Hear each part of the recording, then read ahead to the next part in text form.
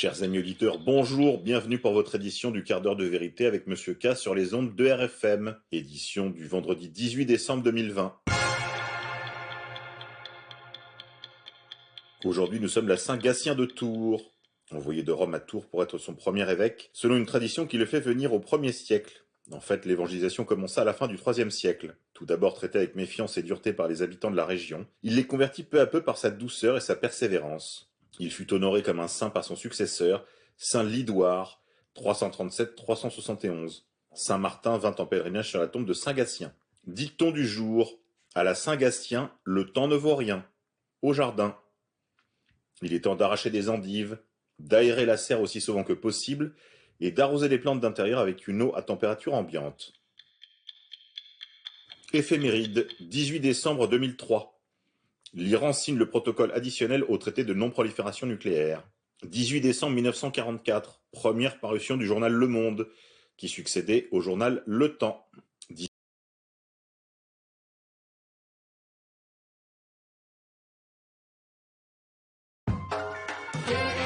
décembre 2020. Le temps ne vaut rien. Au jardin. Il est temps d'arracher des endives, d'aérer la serre aussi souvent que possible et d'arroser les plantes d'intérieur avec une eau à température ambiante. Éphéméride, 18 décembre 2003. L'Iran signe le protocole additionnel au traité de non-prolifération nucléaire. 18 décembre 1944, première parution du journal Le Monde, qui succédait au journal Le Temps. 18 décembre 1923, une convention sur Tanger est signée entre la France, le Royaume-Uni et l'Espagne. 18 décembre 1903, le canal de Panama entre sous contrôle perpétuel des États-Unis. Vaccination. 2 soignants du même hôpital en Alaska aux États-Unis ont développé une forte réaction allergique quelques minutes après avoir reçu le vaccin de Pfizer. L'un d'eux, qui n'avait aucun antécédent d'allergie, a été transféré en unité de soins intensifs après avoir eu une éruption cutanée sur le visage et le torse, un essoufflement et une fréquence cardiaque élevée. Grippe 19. Depuis ce matin, Emmanuel Macron et beaucoup d'autres chefs d'État sont tous à l'isolement. Que se passe-t-il? Ont été mis à l'isolement pour motif de Covid Macron, Castex, Ferrand, Brigitte Macron, Alexis Collère, l'homme fort du régime, Charles Michel, Ursula von der Leyen, président de l'Union européenne, Netanyahou, Premier ministre israélien, le Premier ministre De Croo en Belgique,